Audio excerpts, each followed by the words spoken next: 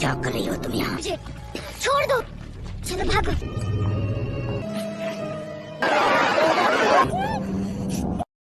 Welcome dear rockets. आज हम लेकर आए हैं एक मिनी सीरीज जिसका नाम है ट्रिपेलियम। सीरीज की शुरुआत फ्यूचर में होती है जब फ्रांस की इकोनॉमिक सिचुएशन बहुत ही खराब है और सिर्फ 20% लोग एम्प्लॉयड हैं। सिर्फ इसी 20% के पास सारी सुविधाएं और रिसोर्सेस हैं। इस वजह से 80% लोग नौकरी की मांग करके दंगे फसाद करने लगते हैं। अब उनकी प्रॉब्लम को सुलझाने के बजाय सरकार ने उन्हें एम्प्लॉयड लोगों से अलग ही कर दिया है। इस तरह 30 साल बीत चुके हैं और अब एम्प्लॉयड और अनएम्प्लॉयड लोगों के बीच एक बड़ी और मोटी सी दीवार बना दी गई है। अनएम्प्लॉयड लोगों की जगह को जोन कहा जाता है और एम्प्लॉयड लोग सारी फैसिलिटीज के बीच बड़े आराम से टाउन में रहते हैं। इस दीवार की सिक्योरिटी को कोई भी तोड़ नहीं सकता। जोन में लोग भूख और बीमारियों से मरते रहते हैं और उनके पास पीने के लिए साफ पानी भी नहीं होता, लेकिन टाउन को सारी सुविधाएं दी जाती हैं। पहले सीन में रूबेन ग्रेसिया नाम की एक आदमी को दिखाते हैं जो टाउन में अपनी फैमिली के साथ रहता है। रूबेन और उसकी पत्नी थेस एक्वाविले नाम की कंपनी में अलग अलग डिपार्टमेंट्स में टेक्नीशियन का काम करते हैं। एक्वाविले इस टाउन को पानी सप्लाई करने वाली इकलौती कंपनी है और रूबेन का पिता सिला ग्रेसिया इस कंपनी का एक टॉप लेवल एग्जीक्यूटिव है। सिला बहुत ही सेल्फिश और चालाक आदमी है। एक्वाविले से जोन को भी पानी सप्लाई होता है, लेकिन सिर्फ महीने में 2 बार। इस वजह से जोन के लोग अपनी प्यास बुझाने के लिए ड्रग्स का सहारा लेते हैं। अब एक दिन जोन के लोग दीवार के पास इकट्ठा होते हैं क्योंकि आज फ्रांस की प्राइम मिनिस्टर नाडिया ऐतिहासिक मीटिंग के लिए यहाँ पर आने वाली है। टाउन के सभी लोग टीवी पर इस ऐतिहासिक दृश्य को देख रहे होते हैं। तब प्राइम मिनिस्टर अपने कॉन्वे के साथ वहाँ पर आती है और तब हमें बताया जाता है कि 13 महीने पहले जोन के कुछ एक्टिविस्ट ने प्राइम मिनिस्टर के पति मोरेटो को किडनैप कर लिया था, जो कि फ्रांस का लेबर मिनिस्टर भी था। जोन की मांग है कि ये दीवार तोड़ दी जाए। कई महीनों की बातचीत के बाद सरकार और जोन के बीच एग्रीमेंट हो गया है कि मोरेटी को छोड़ दिया जाएगा। अब प्राइम मिनिस्टर अपने स्पीच में यह आशा करती है कि किसी न किसी दिन सोसाइटी के सभी वर्ग एक साथ रह पाएंगे। वो अनाउंस करती है कि मोरेटी को आजाद करने के बदले सरकार जोन के 10,000 लोगों को सॉलिडेरिटी जॉब प्रोग्राम के तहत नौकरी देगी। अब इस अनाउंसमेंट से दीवार के दोनों तरफ के लोग चौंक जाते हैं। जोन के लोग तो बहुत खुश होते हैं, लेकिन टाउन के लोग परेशान हो जाते हैं क्योंकि पिछले 30 साल में इन लोगों ने अनएम्प्लॉयड लोगों से बात तक नहीं की थी। टाउन में जोन के बारे में बहुत ही नेगेटिव बातें फैली हुई है। फिर मोरेटी को रिलीज कर दिया जाता है और वो अपनी पत्नी के साथ घर जा रहा होता है और तब पता चलता है कि टाउन के अन्य लोगों की तरह प्राइम मिनिस्टर नाडिया भी जोन के लोगों से नफरत करती है। लेकिन मोरेटी की किडनैपिंग की खबर दुनिया में फैल चुकी थी, इसलिए इस प्रोग्राम को खत्म करने के लिए वो जोन में झूठा स्पीच देकर आ गई है। दरअसल वर्ल्ड बैंक ने नाडिया को वार्न किया था कि अगर वो जोन की मांगों को इग्नोर करती रही तो वे फ्रांस पर बहुत ही स्ट्रिक्ट सेक्शन लागू कर देंगे। इसलिए नाडिया को एक करना पड़ा। अब दीवार पर एम्प्लॉयमेंट प्रोग्राम के लिए सिलेक्ट हुए जोनर्स का इंटरव्यू होता है। इसमें सिया नाम की एक सिंगल मदर और उसका फ्रेंड लार्खम होता है। इंटरव्यू में उन सभी लोगों को रिजेक्ट कर दिया जाता है जो ड्रग्स ट्रैफिकिंग और गैम्बलिंग करते हैं। उसी वक्त सिया का बेटा नोहा स्कूल में होता है, जहां उसका क्लास टीचर सरकार की आलोचना करते हुए कहता है कि एक इज्जतदार जिंदगी जीने के लिए काम करने की जरूरत नहीं होनी चाहिए। लेकिन नोहा इस बात से सहमत नहीं होता और कहता है कि काम से ही स्वतंत्रता मिलती है। वो अपने पिता का उदाहरण देते हुए कहता है कि वो 13 साल पहले एक लॉटरी जीते थे। उन पैसों से वे साउथ यूरोप गए और आज तक वहाँ खुश रह रहे हैं। अगले सीन में एक्वाविले को दिखाते हैं जहाँ रूबेन को पता चल जाता है कि उसका बॉस काम के स्ट्रेस में मर गया है। अब इस बात पर दुखी होने की बजाय रूबेन बड़ा ही खुश होता है कि अब वो डिपार्टमेंट का चीफ बन जाएगा। वो तुरंत अपने पावरफुल पिता सिला को मैसेज करता है। यहाँ प्राइम मिनिस्टर के घर पर मोरेटी का मेडिकल चेकअप होता है और पता चलता है कि उसे किसी इन्फॉर्मेशन के लिए टॉर्चर भी किया गया है। फिर प्राइम मिनिस्टर के हेड ऑफ सिक्योरिटी, जिसका नाम जीन है, वो मोरेटी से मिलने आती है। मोरेटी बताता है कि मैंने उन एक्टिविस्ट्स को सरकार का कोई भी सीक्रेट नहीं बताया है। तब नाडिया तुरंत अनाउंस करती है कि मोरेटी मेडिकली बिल्कुल ठीक है और वो उसको फिर से लेबर मिनिस्टर बना देती है। यहाँ एक्वाविले में थेस का उसके कलीग हैन के साथ अफेयर चल रहा होता है। दोनों मिलकर एक्वाविले का कोई इंपॉर्टेंट डाटा चोरी करके उसको बेचने का प्लान बना रहे हैं। अब इससे उनको बहुत पैसे मिलेंगे और वो फौरन जाकर आराम से सेटल हो पाएंगे।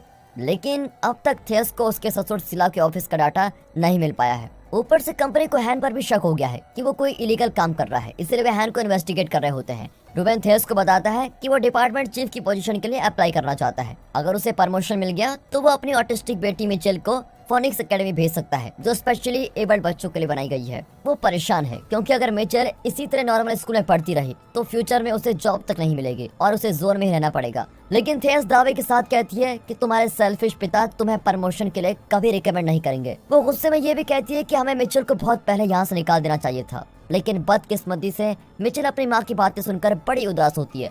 अगले दिन रूबे सिला से मिलता है और डर डर कर अपने प्रमोशन की बात छेड़ता है। लेकिन हैरानी की बात यह है कि सिला तुरंत मान जाता है और उसे मिनिस्टर्स की एक पार्टी के लिए इनवाइट भी करता है। एक्वाविले में हैन प्राइम मिनिस्टर नाडिया के हेड ऑफ सिक्योरिटी जीन से मिलता है। दरअसल ये दोनों ही जोनर्स को सपोर्ट करते हैं और उनके एक्टिविस्ट से मिले हुए हैं। वे किसी तरह से एक्वाविले की रेपुटेशन पर कीचड़ उछालना चाहते हैं क्योंकि एक्वाविले नाडिया सरकार का सबसे बड़ा फाइनेंशियल सपोर्टर है। अब थेस सिला के ऑफिस से इन्फॉर्मेशन चुराकर जोन में चले जाना चाहती है। यहाँ सिया और उसका फ्रेंड लारकम इंटरव्यू क्लियर कर देते हैं और पहली बार जॉब पाकर दोनों बहुत ही एक्साइटेड होते हैं।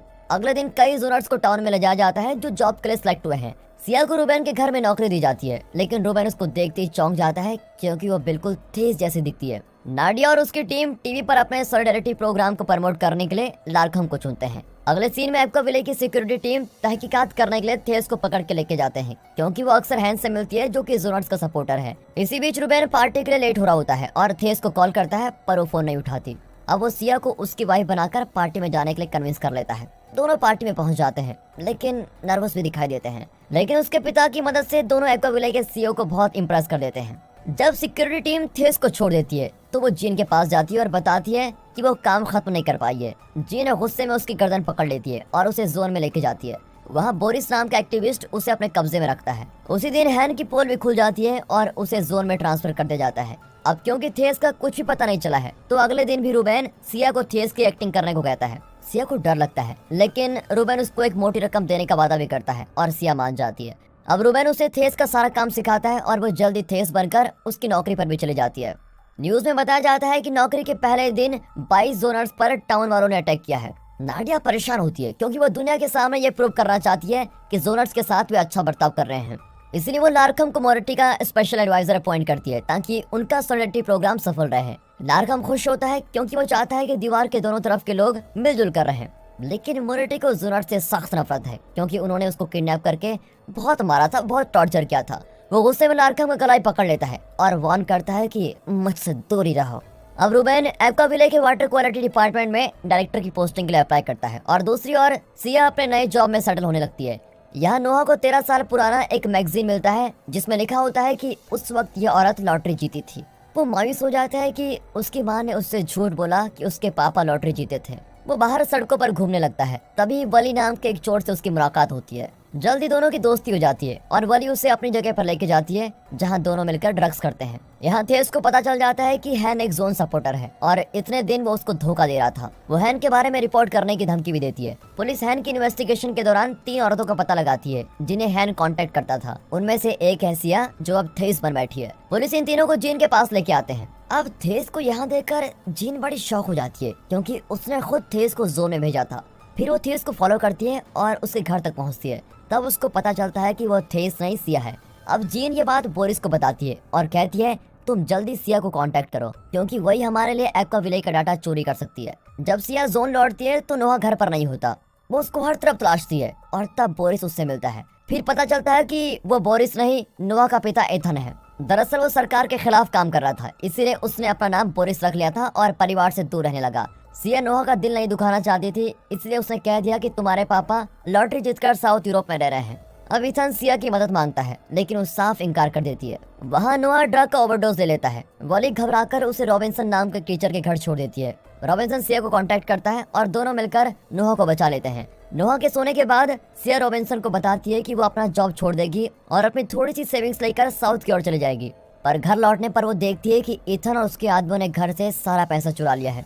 अब और कोई रास्ता न पाकर सिया एक्टिविस्ट के साथ काम करने को तैयार हो जाती है। वे उसको एक चिप देते हैं जिसे सिला के कंप्यूटर में इंसर्ट करना है। अब अगली सुबह पता चलता है कि मोरेटी को पोस्ट ट्रॉमेटिक स्ट्रेस डिसऑर्डर है, लेकिन उसने नाडिया से ये बात छुपा कर रखी थी। पर अब उसकी हालत बहुत ही खराब हो चुकी है और अनएम्प्लॉयड लोगों के लिए उसकी नफरत कई गुना बढ़ जाती है। ऊपर से नाडिया उससे कहती है कि एक जोनर ने अपने बॉस को मार डाला है, लेकिन मैंने मीडिया को ये बात नहीं बताई वरना टाउन में दंगा फसाद हो जाएगा। यहाँ जब हैन को पता चलता है कि इथन ने 2 दिन से थेस को पीने का पानी तक नहीं दिया है तो वो इथन से लड़ने लगता है, लेकिन इथन उसे एकदम इग्नोर कर देता है। हैन थेस को तड़पते हुए नहीं देख सकता और उसकी प्यास बुझाने के लिए वो उसको मार डालता है। उसी दिन रूबेन का इंटरव्यू होता है। इस मुश्किल इंटरव्यू में उसका पहला टास्क होता है अपने पुराने कलीग को टर्मिनेट करना। यहाँ सिया थेस का काम बखूबी सीख गई है। लंच ब्रेक में वो सिला के ऑफिस में जाती है। रास्ते में उसे एक्वाविले का सीईओ बार्थरोम मिलता है। वो बड़ी चालाकी से उसे अपने ऑफिस में ले जाकर उसका फायदा उठाना चाहता है। वो कहता है कि अगर तुम ऐसा करोगी तो मैं बदले में रूबेन को प्रमोट कर दूंगा। कुछ समय बाद सॉलिडेरिटी वर्कर्स का एक ग्रुप काम से ब्रेक लेकर फुटबॉल खेलने लगता है।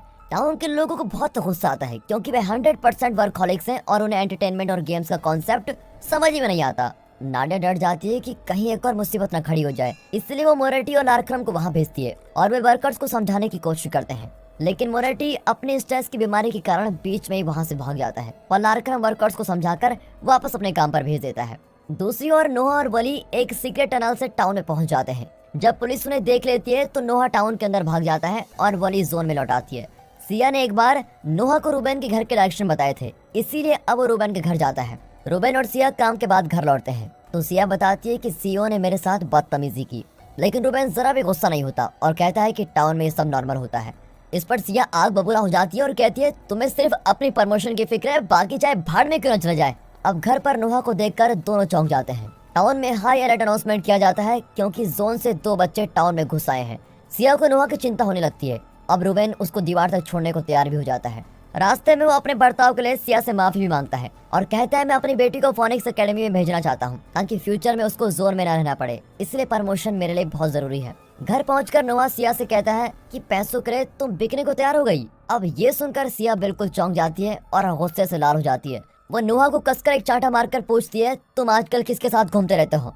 अब बदले में नोहा कहता है कि तुम भी तो मुझसे हमेशा पापा के बारे में झूठ बोलती रही। फिर सिया उसको सच बता ही देती है कि तुम्हारे पापा सरकार के खिलाफ काम कर रहे थे और हम दोनों को छोड़कर चले गए, इसलिए मुझे तुमसे झूठ बोलना पड़ा। अगले दिन मोरेटी अचानक टीवी पर आकर कहता है मुझे जोनर से सख्त नफरत है, जल्द ही हम जोन पर अटैक करने वाले हैं। अब उसका पागलपन सुनकर नाडिया की सांसें रुक जाती है, लेकिन फिर भी वो अपने पति के खिलाफ कोई कदम नहीं उठाती और 24 घंटे उस पर नजर रखती है। फिर वो अपने पिता पैसरसन से सुझाव मांगती है जो कि एक्स प्राइम मिनिस्टर हैं। दरअसल ये दीवार उन्हीं की सरकार ने बनवाई थी। नाडिया कहती है कि दीवार बनाकर आपने बहुत ही बड़ी गलती की है, लेकिन पैसरसन कहता है इसके अलावा हमारे पास और कोई सोल्यूशन भी नहीं था। अब नाडिया लार्क्रम का एक वीडियो बनवाती है जिसमें बताता है कि सरकार के इस एम्प्लॉयमेंट प्रोग्राम ने कैसे उसकी जिंदगी सुधारी है और अब नाडिया वर्ल्ड बैंक के प्रेसिडेंट के आने से पहले इस वीडियो को रिलीज करना चाहती है। यहाँ रूबेन की कॉम्पिटिटर को सिया की असलियत पता चल जाती है और वो रूबेन को ब्लैकमेल करने लगती है। रूबेन उससे विनती करता है कि इस बारे में वो किसी को न बताए, लेकिन वो नहीं मानती। फिर उसका मुंह बंद करने के लिए रूबेन उसका खून ही कर देता है। फिर वो अपने पिता की मदद से उसकी लाश को डिस्पोज कर देता है। शाम को सिया को सब कुछ सच बता भी देता है और रोने लगता है कि प्रमोशन के चक्कर में मैं बिल्कुल राक्षसी बन गया हूँ। सिया को उस पर बहुत तरस आता है और वो उसको दिलासा देती है। बातों बातों में वो बड़े इंटीमेट भी होने लगते हैं। अब जोन में एक्टिविस्ट का लीडर सोल पहली बार सबके सामने आता है। ये और कोई नहीं, नोहा का टीचर रॉबिन्सन है। वो और उसके एक्टिविस्ट टाउन पर कब्जा करना चाहते हैं, लेकिन उसके लिए उन्हें सिया की मदद चाहिए जो एक्को विलेज से डाटा चोरी कर सकती है। अगले दिन वर्ल्ड बैंक का प्रेसिडेंट आता है और प्राइम मिनिस्टर उसको लार्क्रम से मिलवाती है। फिर एक प्राइवेट मीटिंग में वो रिक्वेस्ट करती है कि वर्ल्ड बैंक फ्रांस के लिए कुछ फंड्स रिलीज करे क्योंकि इस वक्त फ्रांस को पैसों की सख्त जरूरत है। पर प्रेसिडेंट कहता है कि अंतर्राष्ट्रीय स्तर पर कोई तुम्हारी सरकार को सपोर्ट नहीं करना चाहता है क्योंकि तुमने अब तक मोरेटी को कैबिनेट मिनिस्टर की पदवी से नहीं निकाला। हालांकि वो टाउन के लोगों को जोनर्स के खिलाफ भड़काता रहता है। अब मजबूरन नाडिया अपने पति को मिनिस्टर की पदवी से हटा देती है और उसके सारे वायलेंट कमेंट्स को भी सोशल मीडिया से निकाल देती है। फिर इस बात से खुश होकर वर्ल्ड बैंक प्रेसिडेंट फ्रेंच सरकार के फंड सैंक्शन कर ही देता है। मोरेटी इस बात से बहुत दुखी होता है और तब वो नाडिया को बताता है कि 13 महीनों में जोन के एक्टिविस्ट ने मुझे इतना टॉर्चर किया है कि मुझे उन्हें सरकार के सारे सीक्रेट्स बताने पड़े। और तब पता चलता है कि टाउन को साफ पानी देने के लिए कई साल से एक्वा विलेज जोन के पानी को पॉल्यूट कर रहा था। सरकार ने भी उसको नहीं रोका क्योंकि एक्वा विलेज सरकार को अपना प्रॉफिट का हिस्सा दे रहा था और हर इलेक्शन में सरकार पर पैसों की बरसात भी कर रहा था। अब अपनी सरकार को बचाने के लिए नाडिया एक प्लान बनाती है। यहाँ रूबेन फाइनल इंटरव्यू में अपनी स्ट्रेंथ बताता है और जब उसकी वीकनेस के बारे में पूछा जाता है तो वो कहता है मुझे सच बताने की आदत है। फिर वो अपने फाइनल कॉम्पिटिटर पर यह झूठा इल्जाम लगाता है कि उसने इस पोजीशन की तीसरी कॉम्पिटिटर को मार डाला है, हालांकि उसने खुद उस औरत का खून किया था। इतना ही नहीं, वो कोई बना बनाया एविडेंस भी दिखाता है जो सिला ने तैयार किया होता है। इस वजह से उसका फाइनल कॉम्पिटिटर डिस्क्वालीफाई हो जाता है। यहाँ नोहा और वली एक्टिविस्ट के अड्डे पर पहुँचते हैं और इथन से मिलने की मांग करते हैं, लेकिन वहाँ किसी ने इथन का नाम भी नहीं सुना होता है और वे दोनों को वापस भेज देते हैं। लेकिन वे गार्ड्स को चकमा देकर अंदर भागते हैं और वहाँ एक्टिविस्ट की बातें भी सुन लेते हैं। तब वे जान पाते हैं कि उनका टीचर रॉबिन्सन ही एक्टिविस्ट का लीडर है। अगले सीन में सिया सिला के ऑफिस में जाकर अपनी चिप में डाटा को कॉपी कर लेती है, लेकिन तभी सिला आकर उसको रंगे हाथों पकड़ लेता है, लेकिन वो किसी तरह चिप के साथ बच निकलती है। सिला रूबेन को अलर्ट करता है और वो सिया को पकड़कर एक चांटा मारता है और तब सिया का चिप गिर जाता है। वो सच बता देती है कि एक्टिविस्ट ने जबरदस्ती मुझसे सब करवाया है। सिला कहता है कि सिया को खत्म कर दो, लेकिन रूबेन ऐसा नहीं करता क्योंकि सिया ने उसके लिए और उसकी बेटी के लिए बहुत कुछ किया था। वो सिया को दीवार तक छोड़ने जाता है, लेकिन वहाँ सिला के आदमी सिया को पकड़ लेते हैं। अब इंटेरोगेशन में सिला को पता चलता है कि वो एक्वाविले की इन्फॉर्मेशन किसी और को देने वाली थी। फिर वो सिया को मारने के बजाय उसके जरिए एक्टिविस्ट तक पहुंचने का फैसला करता है। वो सिया को छोड़ देता है और वो सीधे एक जगह पहुंचती है जहां जीन आती है। अब सिला के आदमी जीन को पकड़ कर लेके आते हैं। यहाँ लारक्रम को टाउन में रहने का मौका दिया जाता है। वो बहुत ही खुश होता है और अपनी पत्नी को बताता है। वो टाउन जाने से मना कर देती है, इसीलिए लारक्रम अकेले टाउन में जाकर रहने का फैसला कर लेता है। कुछ घंटों बाद वो टाउन में अपने नए घर पर पहुंचता है। वहाँ उसको ऑर्डर दिया जाता है कि मोरेटी से मिलो, पर मोरेटी को पूल में मरा हुआ देखकर लारक्रम बिल्कुल चौंक जाता है। इससे पहले कि वो कुछ सोच सके, प्राइम मिनिस्टर की बेटी जोई आकर उसको शूट कर देती है। अब नाडिया को उन पैम्पलेट्स के बारे में पता चलता है और वो अपने फाइनल प्लान को अंजाम देती है। वो मीडिया को बताती है कि लारक्रम ने उसके पति एक्स मिनिस्टर मोरेटी का खून कर दिया है। जब उसने बचने की कोशिश की तो गार्ड्स ने उसको शूट कर दिया। अब नाडिया सभी जोनर्स को दोष देती है कि उन्हें एम्प्लॉयड लोगों से चिढ़ है, इसीलिए हम उन्हें दीवार के इस तरफ आने नहीं दे रहे थे। अब मुझे मजबूरन सॉलिडारिटी प्रोग्राम को रद्द करना पड़ेगा। इस तरह अनाउंस करके वो एक्टिविस्ट को पकड़ने के लिए जोन पर रेड करवाती है। इसी बीच सिला एक्वाविले के सीईओ बार्थलोम को इस बारे में अपडेट कर देता है, जिनको बहुत टॉर्चर किया जाता है और सिया के साथ उसे बंद कर दिया जाता है। यहाँ सिला और बार्थलोम नाडिया को बताते हैं कि उसकी हेड ऑफ सिक्योरिटी जीन भी एक्टिविस्ट के साथ काम कर रही थी। अब क्योंकि सिला ने एक्वाविले कंपनी की इमेज को बचा लिया था, इस बात से खुश होकर बार्थलोम उसके बेटे रूबेन को परमिशन दे देता है और मिचेल को फिनिक्स एकेडमी में एडमिशन भी दिलवा देता है। यहाँ सोल और उसकी टीम को पता चल जाता है कि जीन और सिया पकड़ी गई है। हैन कहता है कि हमें उन दोनों को बचाना होगा, पर सोल कहता है कि 2 लोगों के लिए हम अपने एक्टिविस्ट नेटवर्क को नहीं खो सकते। ये सुनकर नोहा और वली बहुत परेशान होते हैं कि एक्टिविस्ट भी टाउन वालों की तरह बुरे और सेल्फिश है। फिर नोहा अपनी माँ को बचाने का फैसला करता है। अगले सीन में सिला रूबेन को उसके प्रमोशन की खुशखबरी देता है। अब रूबेन खुशी खुशी अपने ऑफिस जाता है, लेकिन तब उसको सिया का वो चिप मिलता है जो नीचे गिर गया था। वो उस चिप को प्ले करता है तो ये देखकर चौंक जाता है कि किस तरह एक्वाविले पावर और प्रॉफिट के लिए जोन के पानी में जहर मिला रहा है। वो एनोनिमस होकर इंटरनेट पर सारी इन्फॉर्मेशन लीक कर देता है ताकि सरकार और एक्वाविले की असलियत सभी को पता चले। फिर वो तुरंत अपनी बेटी को लेकर दीवार पर पहुंच जाता है और सिया को ढूंढने लगता है। और अब एक्वाविले और सरकार की गंदी हरकतें दुनिया के सामने आ जाती हैं। सोल और उसकी टीम इस बात से बहुत खुश होती है।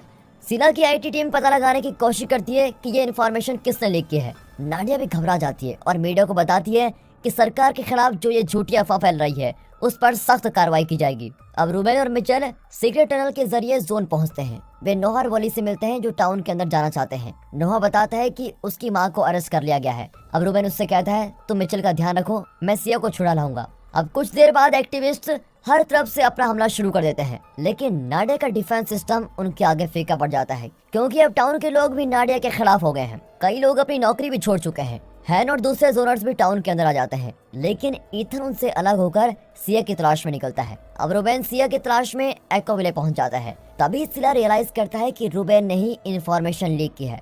रूबेन सिला को पकड़कर धमकाता है और सिया के बारे में पूछता है, लेकिन तभी पुलिस उसको अरेस्ट कर लेती है। अब रूबेन को भी सिया के साथ बंद कर दिया जाता है, लेकिन सिया को देखकर रूबेन बहुत ही खुश होता है। बाहर युद्ध का माहौल बन गया है और दीवार तोड़कर कई हजार जोनर्स टाउन के अंदर पहुंच जाते हैं। यहाँ नाडिया, जोई और बार्थलोम रियलाइज करते हैं कि वे हार चुके हैं। जोई रोने लगती है और अपनी माँ को ही सारी मुसीबत की जड़ बताती है। वो कहती है मैं भी एक्टिविस्ट के साथ मिलकर तुम्हारे खिलाफ गवाही दूंगी। ये कहकर वो घर से बाहर चली जाती है। अब सारे प्रिजनर्स को शूट करने का ऑर्डर दिया जाता है। एक गार्ड रूबेन को शूट करता है कि अचानक ईथन आकर गार्ड को शूट कर देता है। फिर उसके आदमी घायल ईथन और सिया को एक सेफ में लेके जाते हैं। इतने में सोल प्राइम मिनिस्टर के घर पर पहुंचता है और ऐसा लगता है कि बंद दरवाजों के पीछे उसने नाडिया को मार डाला है। तभी जोई लौटती है और कहती है देश चलाने में मैं तुम्हारी मदद करूंगी। अब 3 दिन बाद दिखाते हैं रूबेन ठीक हो गया है और सिया नोहा से मिलती है। नोहा पहली बार अपने पिता ईथन से मिलता है, लेकिन उसके लिए ईथन एक अजनबी से ज्यादा कुछ भी नहीं है।